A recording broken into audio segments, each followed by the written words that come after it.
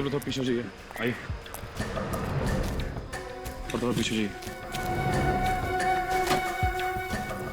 ये सीट तो पूरी तरह कुचल दिया गया है। पलटा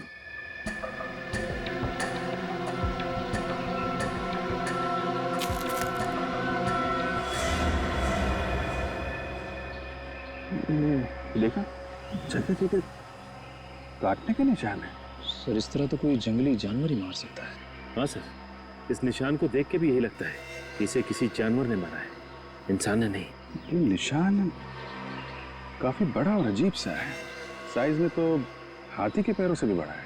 हाँ सर, जिस तरह से इस आदमी का सर पिचका हुआ है, देखकर तो ऐसे ही लगता है कि उस जानवर के पैर के नीचे आ गया होगा। अब इसकी मौत पैर के नीचे आने से हुई है या किसी और वजह से, ये तो ये निशान बताएंगे। निकल सर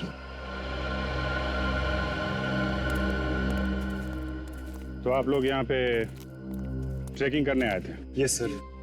सर आए तो हम ट्रैकिंग के लिए ही थे, पर सर अगर हमें पहले से पता होता कि यहाँ पर कोई लाश मिलेगी तो हम भूल कर भी यहाँ नहीं आते सर। हाँ, और हमारा तो कल रात में ट्रैकिंग का प्लान था, मगर मगर क्या? हमारे लिए तो ये जगह बिल्कुल ही अनजान है। रात के अंधेरे में अजीब अजीब सी आवाज सुनाई देने लगी और हमारी हिम्मत टूट गई। और सर हमने तो पूरी रात गाड़ी में ही गुजारी। हाँ, और हम पूरी रात गाड़ी से नीचे भी नहीं उतरे। सर वो निशान तो मैंने उठा लिया, लेकिन उसके अलावा एक निशान और मिला है सर। ये देखिए।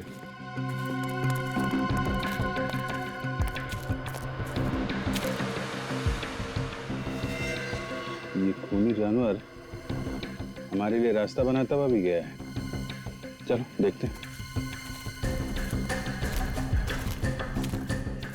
सर आपको क्या लगता है, ये निशान किसी जंगली जानवर के हो सकते हैं? अब जानवर है या जानवर की एक्टिंग करने वाला कोई इंसान, ये तो पता चल ही जाएगा। ये क्या?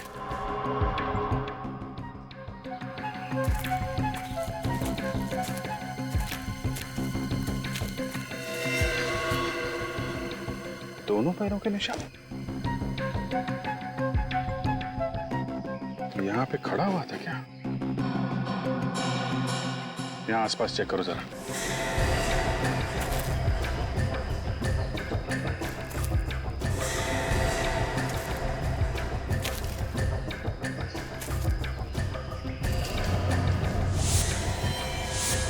Oh my God.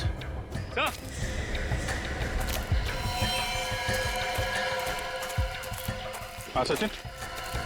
सर एक और आदमी की लाश। माय गॉड, इसका भी सर कुचल दिया गया है। जरा बॉडी पलटो।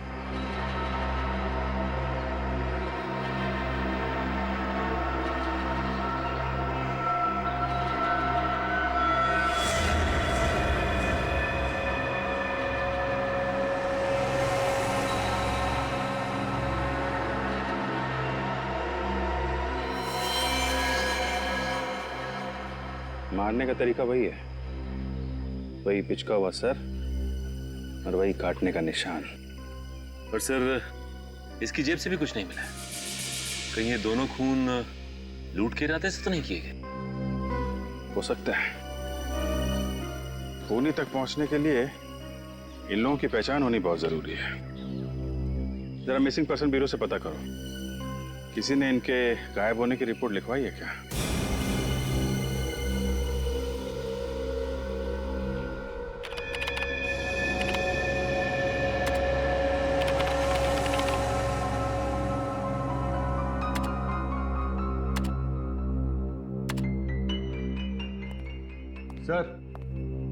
सर पूरे 350 जानवरों के पैरों के निशान चेक कर चुका हूं, लेकिन जो निशान हमें लाश के पास मिले हैं वो किसी भी जानवर के नहीं।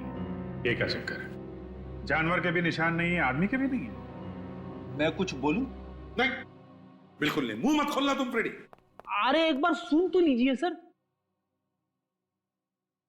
एक ही बात, मगर अगर तुम्हारे मुंह से आत्मा शब्द निकला ना तो मुझसे बुरा कोई नहीं होगा, याद रखना। वाइफ की कसम आत्मा का नाम नहीं लूंगा, क्योंकि आत्मा के पैरों के निशान तो होते ही नहीं है। बताओ जल्दी। ये पैरों के निशान के साइज देखकर तो ऐसा ही लग रहा है कि ये पैर किसी राक्षस या दानव के होंगे। आत्मा का नाम नहीं ले रहा हूं सर। आत्मा और दानव में उतना ही फर्क होता है जितना गन और राइफल में होता है। हो गया, बस बंद करो अपनी कहानियों की दुकान, समझे? सर उन दोनों मरने वालों के बारे में पता चल गया है। कौन है वो दो? सर पहली लाश अरुण की है जो विद्यानगर में रहता था। दूसरी लाश महेश की है जो वैशाली नगर में रहता था। विद्यानगर और वैशाली नगर, ये दोनों तो शहरी लोग थे सर। तो फिर रेवागढ़ जैसे गांव में क्या करने पहुंच गए होंगे? ये तो अरुण और महेश के घर वाले ही बता सकते हैं। मुझे अब तक यकीन नहीं हो रहा कि अरुण अब कभी वापस नहीं आएंगे। प्लीज संभालिए अपने आप को। हम वादा करते हैं कि आपके पति के खूनी को जल्द से जल्द पकड़ लेंगे। मम्मी, पापा वापस आ गए? नहीं बेटा, वो अभी नहीं आए। अब आप ही बताइए, क्या जवाब दूं मैं इस मासूम को जब ये हर पल अपने पापा को याद करेगी, पूछेगी कि वो कब आएंगे। हम आपकी तकलीफ समझ सकते हैं, लेकिन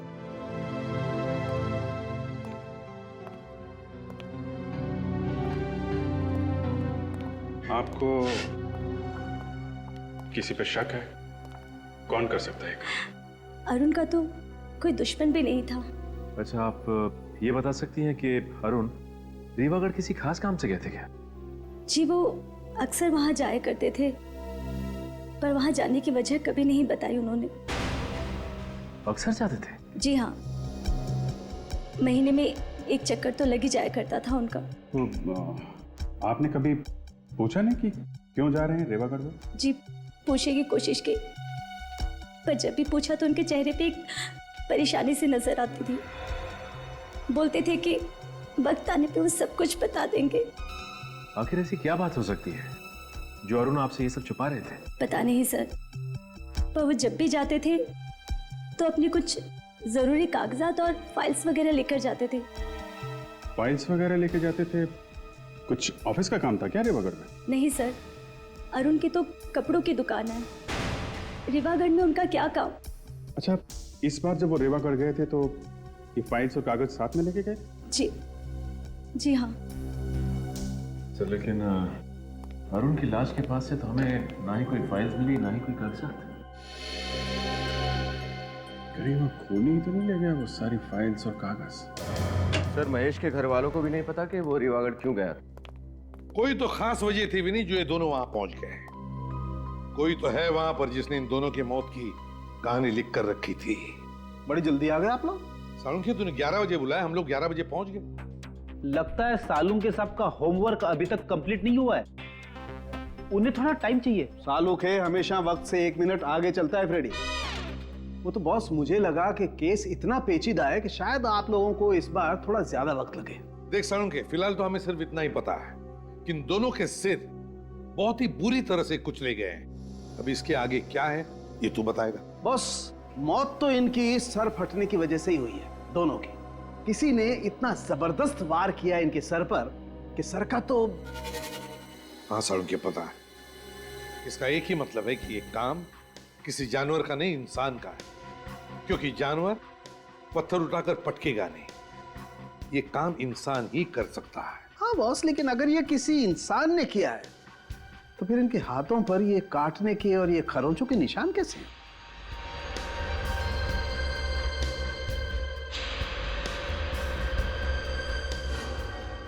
सर, ये काटने के निशान इंसान के दांतों के? नहीं भी नहीं, आदमी के दांतों के निशान इतने बड़े नहीं होते। सालुंखे, इन जख्मों के अंदर देखता, शायद थूक के ट्रेसेस मिलते, पता चल जाता कि ये काम किसने किया है, इंसान ने या जानवर ने। वो सब कुछ हम कर चुके हैं बॉस। तो फिर क्या पता चला? उससे जो पता चला है उससे तो लगता है कि ये काम ना तो किसी आदमी का है ना किसी जानवर का है। ये खून किसी पेड़ ने किया है। पेड़ ने। क्या? पेड़ ने? ये कैसे हो सकता है सर? क्योंकि इस जख्म में से हमें ये मिला है। ये किसी थूके जख्मों में इतनी गाढ़ी थूक? ये थूक नहीं है फ्रेडी, ये गोंद है बॉस, गोंद। क्या कहा? कौन? हाँ सर, वो वाली गम जो पेड़ के तने से निकाली जाती है। पेड़ के तने से? इन दोनों के जख्मों में?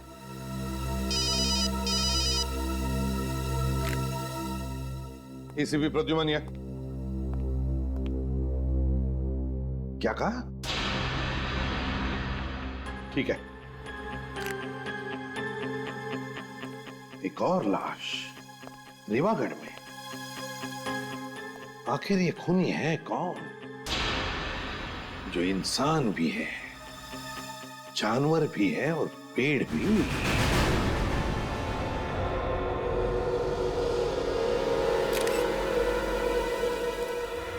ये बताइए, आपको पता कब चला यहाँ पे लाश पड़ी हुई? सर, यहाँ से मैं अपने घर की तरफ जा रहा था, तभी अचानक मेरी नजर इस लाश पर पड़ी, और जब मैंने लाश को पलट कर देखा तो मेरे तो होश ही उड़ गए। बहुत उम्मीद थी सोनाली जी से साहब कि वो हमारे गांव को शहर से भी आगे लेकर के जाएंगे, मगर हमारे सपनों पर पानी फिर गया साहब। कितना टाइम हुआ था सोनाली जी को यहाँ की तहसीलदार बने हुए? सर, यही करीब कोई 2 महीने हुए हैं, लेकिन इन 2 महीनों में उन्होंने गांव के विकास के लिए इतना कुछ कर दिया जितना कि हमारे गांव के लिए आज तक बड़े बड़े लोग भी नहीं कर पाए।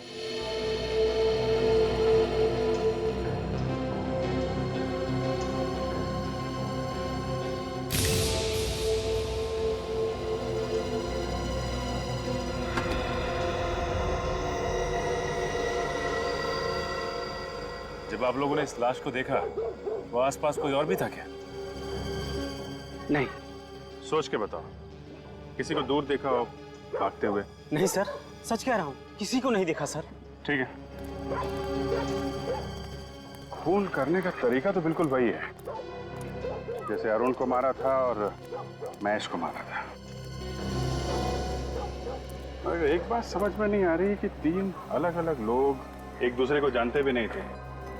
एक कपड़ों का व्यापारी, दूसरा चार्टर्ड अकाउंटेंट और ये गांव की तहसीलदार। हाँ सर, ये बात तो है। अगर ये खूनी कोई सीरियल किलर होता तो मरने वालों में कोई ना कोई समानता, कोई ना कोई कनेक्शन जरूर होता। कनेक्शन तो बस एक ही नजर आ रहा है, तीनों की मौत यहीं इस गांव में हुई है, रेवागढ़ गांव में। कहाँ मेरी बच्ची सोनाली?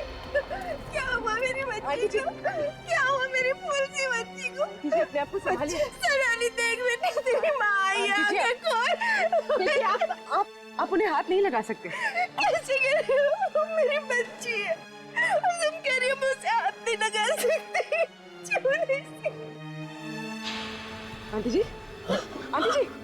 अरे अर्चना बहन, आंखें खोलो, क्या हुआ आपको? अर्चना बहन, अर्चना बहन। लगता है सदमे की वजह से बेहोश हो गई। पूर्वी, इनको हॉस्पिटल लेके जाओ जल्दी।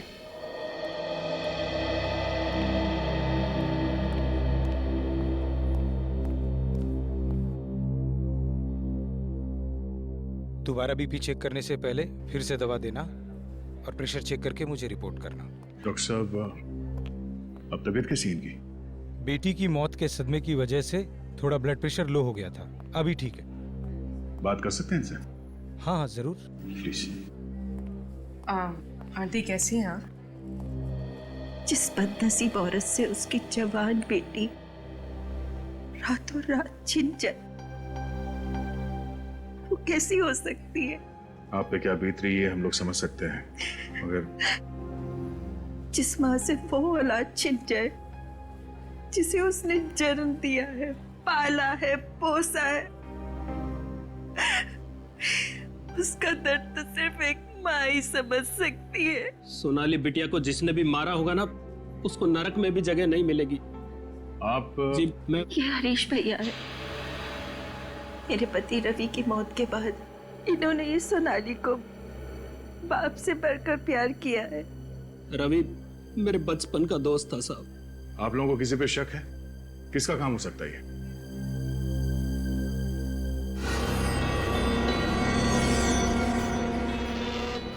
घबराओ मत बहन, खुल के बोलो।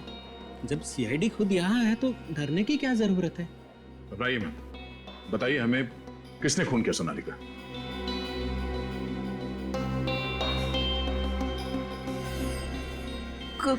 गौरव। गौरव? गौरव कौन है? सोनाली का दोस्त, और जल्द दोनों शादी करने वाले थे, ये गौरव और सोनाली एक दूसरे से प्यार करते थे? प्यार तो सोनाली करती थी, गौरव को प्यार था तो सिर्फ और सिर्फ सोनाली के पैसों से। जब भी मैं पैसे बनता तभी तुम्हारे पास पैसे क्यों नहीं होते यार? कहाँ तुम चिल्लाओ मत, मुझे तुम्हें हर महीने पैसे देने, मुझे माँ को भी पैसे देने, मैं इतने पैसे कहाँ से लाऊं? ये पहली बार दे रही हो क्या यार? तुम तुम्हारे माँ के लिए तुम्हारे पैसे सबके पास हो, मेरे लिए पैसे नहीं है तुम्हारे पास? मुझे नहीं बात करनी है तुमसे। अगर तुम्हें पैसे नहीं देने मत तो मेरे नाटक नहीं करो मेरे सामने। गौरव प्लीज। तो गौरव सोनाली को पैसों के लिए परेशान करता था। गौरव से ज्यादा लालची इंसान मैंने आज तक नहीं देखा। पैसा पैसा पैसा, मेरी फूल सी बच्ची की जिंदगी में उसने कांटे ही कांटे भर दिए। सोनाली का खूनी वही है। तो अपने सोनाली से कहा नहीं कि वो गौरव को छोड़ दे? कई बार कहा, लेकिन कहते हैं ना कि प्यार अंधा होता है, इसलिए मोहब्बत के आगे माँ बाप दुश्मन लगने लगे। गौरव के अत्याचार बेचारी चुपचाप सहती रही। ये गौरव रहता कहाँ है? यही गांव में किसी घर में पीछे पीछे आ गया सोनाली के।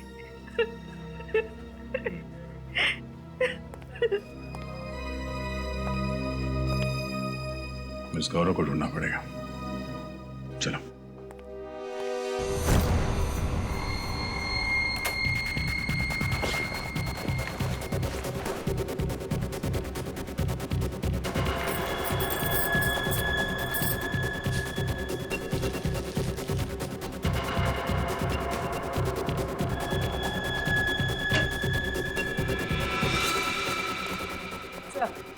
ये गौरव का घर। ये वैसे सुनो, ये गौरव है अंदर? मैं भी जल्दी में बात में मिलूंगा। अरे सुनो तो जरा, एड्रेस तो बता दिया। कौन सा एड्रेस? सीआईडी ब्यूरो का एड्रेस।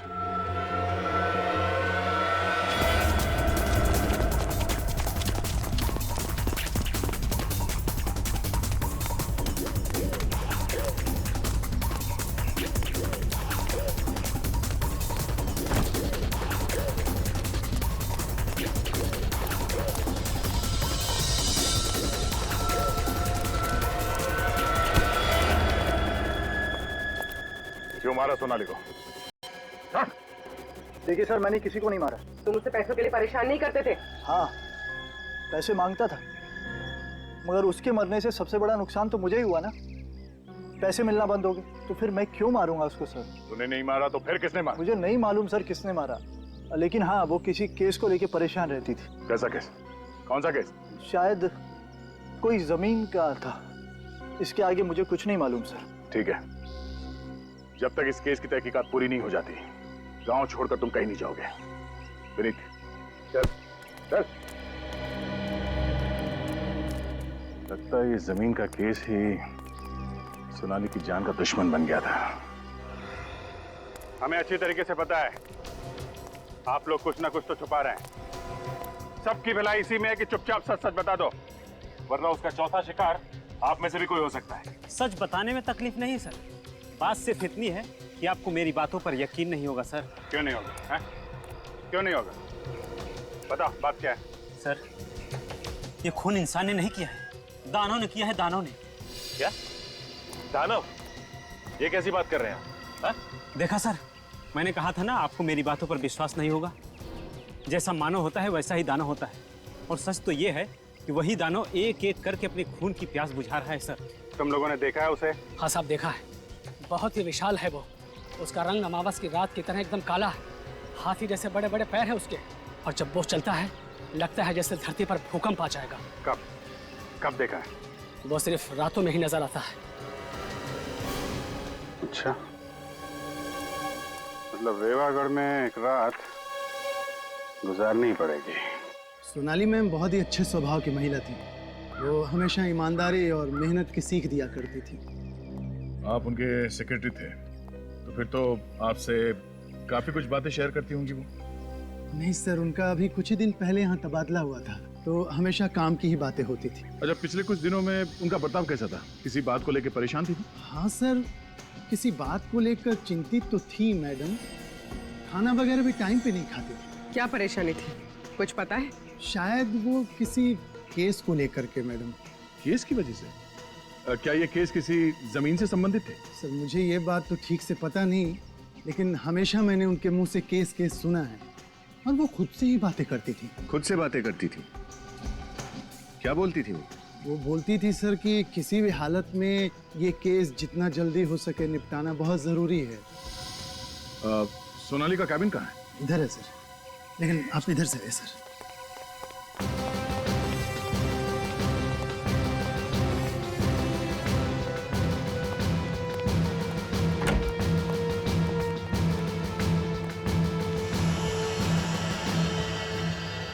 एक एक फाइल, एक एक कागज को अच्छी तरह से देखो। वो कौन सा केस है जो सोनाली को परेशान कर रहा था, उसका जवाब इस ऑफिस में कहीं दबा हुआ है। देखो।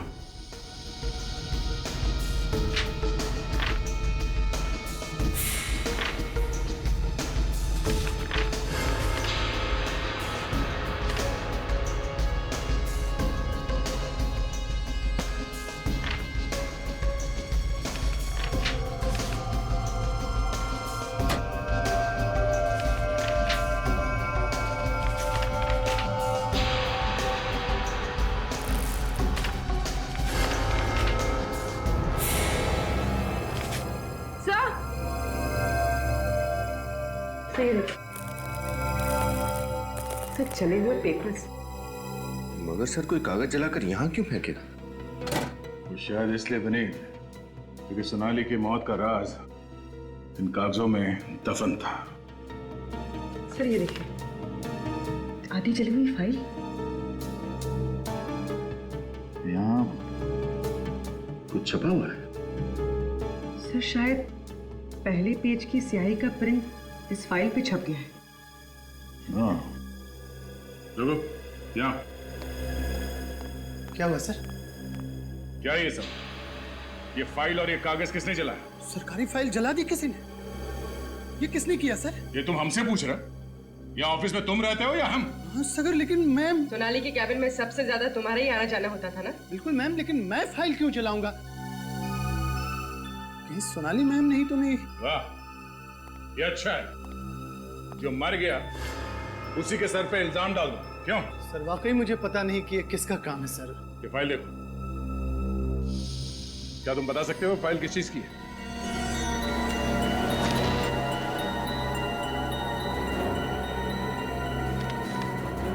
नहीं सर, इस फाइल की तो धज्जियां उड़ चुकी है, कुछ भी बता पाना मुश्किल है सर। अच्छा, सोनाली के अलावा इस ऑफिस में कोई और भी आता जाता था? नहीं सर, कोई और तो आता नहीं था सर यहाँ। मतलब जरूर किसी ऑफिस वाले का ही हाथ है सोनाली के खून में। ऑफिस वाला? हाँ, बाहर का कोई आदमी तो आसानी से आ नहीं सकता, तो कोई अंदर वाला ही दगाबाज है। मगर कौन सर? वो तो ये फाइल पढ़ने के बाद पता चल जाएगा। डॉक्टर सालों के पता लगा ही लेंगे कि फाइल है किस चीज की।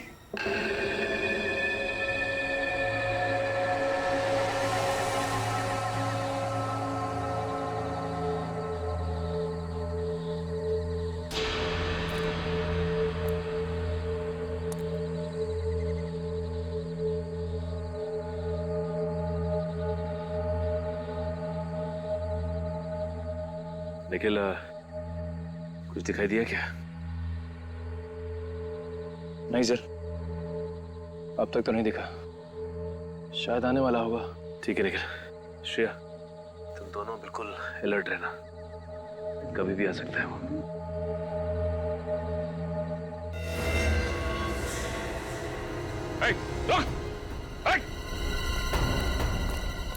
क्या हुआ सर?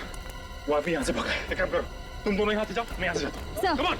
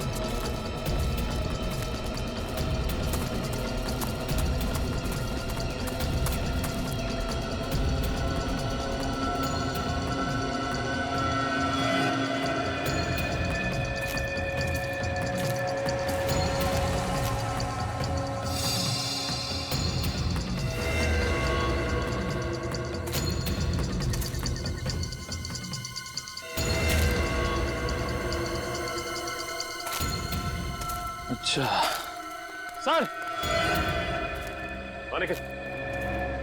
क्या हुआ? सर वो तो हाथ नहीं लगा, लेकिन ये तोहफा हमारे लिए छोड़ गया। ओह, तो ये है उस खूनी के कॉस्ट्यूम का फटा हुआ टुकड़ा। सर इस पर तो खून भी लगा हुआ है। हाँ सर, भागते वक्त पेड़ से टकरा गया था, उसके दाहिने कंधे पे चोट भी लगी है और एक कपड़ा उसी वक्त फटा है सर। तो अब ये फटा हुआ कॉस्ट्यूम का टुकड़ा उसे फांसी के फंदे तक ले जाएगा। सालूके साहब, कहीं ऐसा ना हो कि जो थोड़े बहुत शब्द बचे इस फाइल में वो भी उड़ जाए। 1 मिनट चुपचाप खड़े रहो और जो कर रहा हूं देखते जाओ।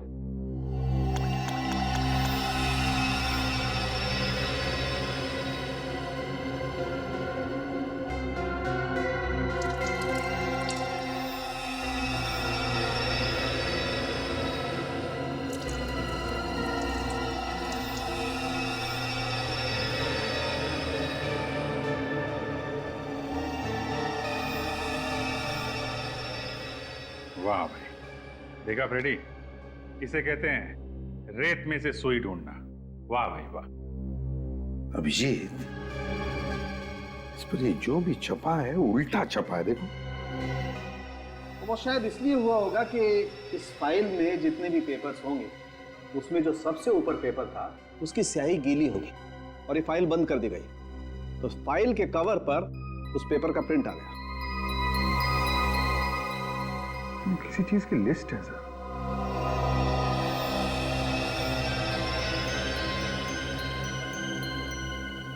तारिका, जरा मिरर लाना था। सर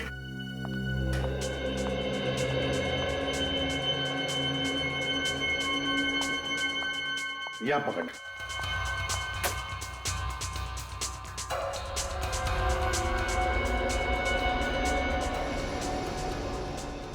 अभिजीत, ये तो लोगों के नाम की लिस्ट है। हाँ सर, अरुण, महेश, जगदीश, बाबू, सतीश, रवि। सर और भी नाम है लेकिन वो समझ में नहीं आ रहे। अरुण महेश?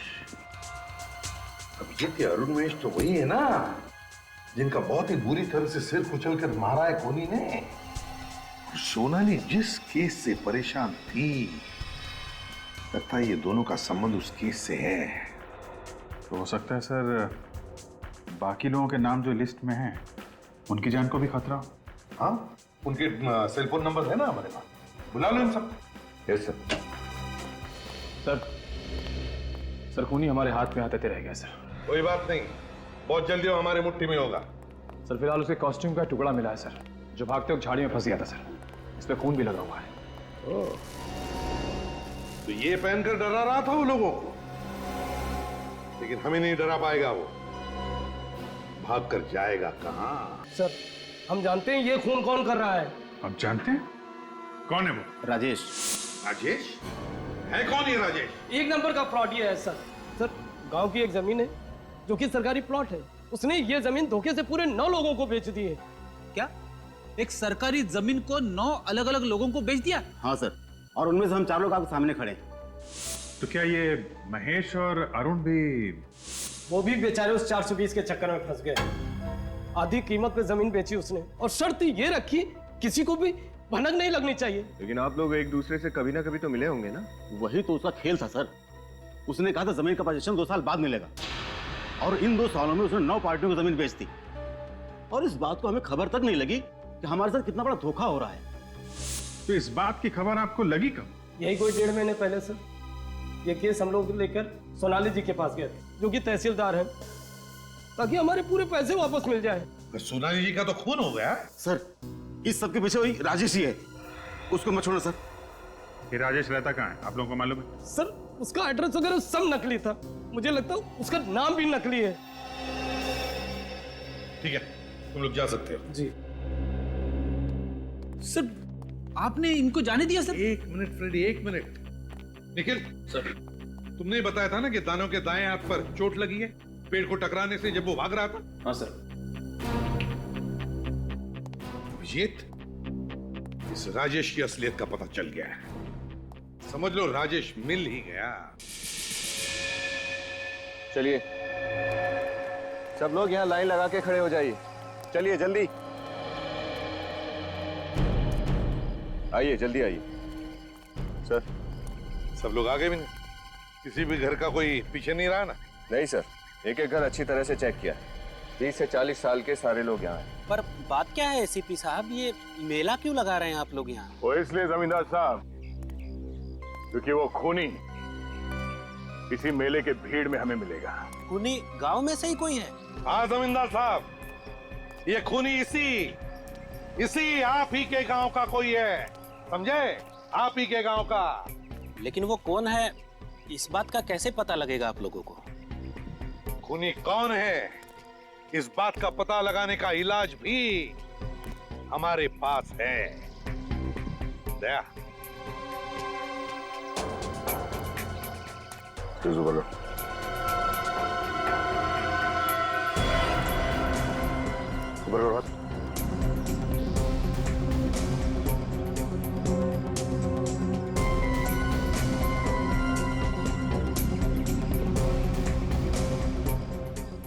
क्या देखते साहब? कुछ नहीं। मैं नहीं दिखाऊंगा सर। क्यों? हाथ के स्लीव्स ऊपर करो।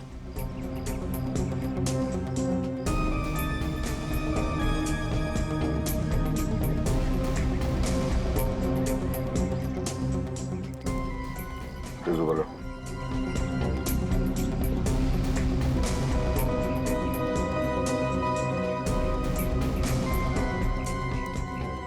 सर इनमें से तो कोई भी नहीं है।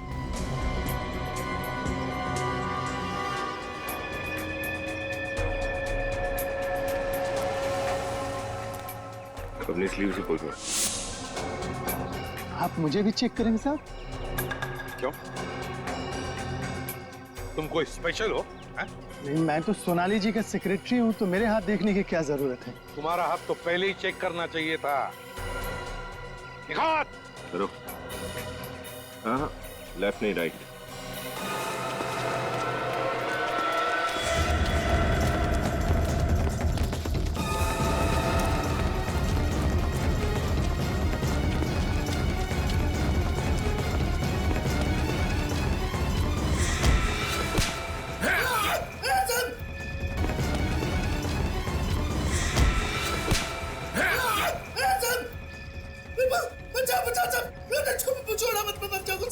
बुरे काम का बुरा नतीजा। हाँ? मुझे बहुत से डर लगते साहब। अच्छा, अब पता चला जब इंसान से मौत सिर्फ 10 सेकंड दूर होती है तो कितना डर लगता है। हाँ?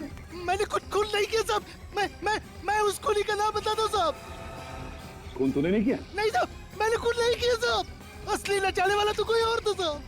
किशोर सर,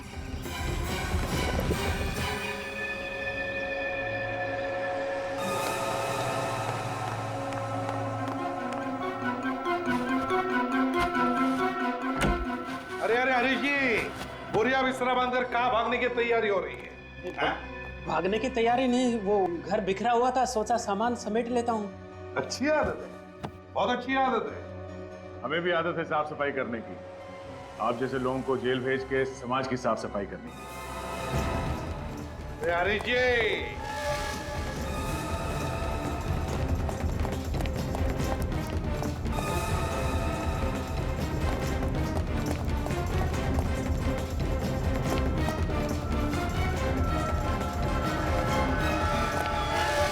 इतनी तेज भागेगा तो अस्पताल जाएगा। देखो मुझे जाने तो मैं गांव की आधी जमीन तुम्हारे नाम कर दूंगा, एक बार जाने तो मुझे बस। जमीन का लालच देता तुमने? शर्म नहीं आई तुझे? अगर तू खुद पकड़ा गया था तो मेरा नाम लेने की क्या जरूरत थी? मुझे डुबा के क्या खुद बच गया तू? तेरी वजह से मैं यहाँ पे खड़ा हूँ। न तू मुझे पैसों का लालच दिखाता और न मैं नकली दानव बनता और न मैं वो सारे खून करता। अच्छा, तुम हो वो दानव जो लोगों के दिल में डर पैदा कर रहे थे? हाँ साहब, पहले मैं उनके सर पर पत्थर मारकर उनकी जान ले लेता था, फिर मैं उसका सर जमीन में गाड़ कर उसके ऊपर दानव के पांव का निशान बनाता था।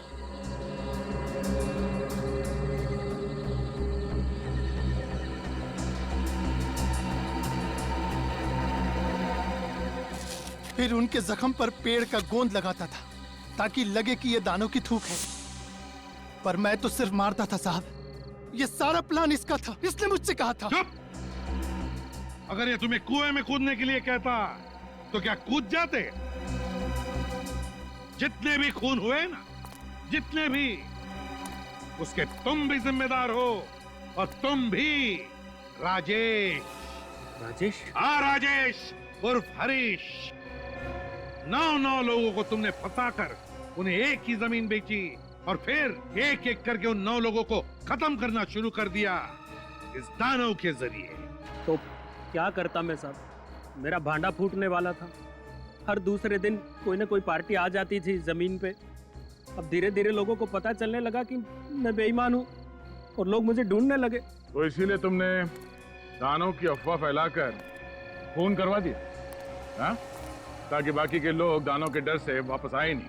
हाँ साहब, सोनाली को भी मैंने ही मरवाया क्योंकि वो इस केस की तहकीकात कर रही थी। ये सब किस लिए किया तुमने? उन पैसों के लिए जो तुमने गलत तरीके से कमाए, गलत तरीके से। उन पैसों की कीमत तुम्हारी जिंदगी से ज्यादा थी या नहीं, इसका जवाब तो तुम्हें जरूर मिलेगा फांसी पर चढ़ने से पहले।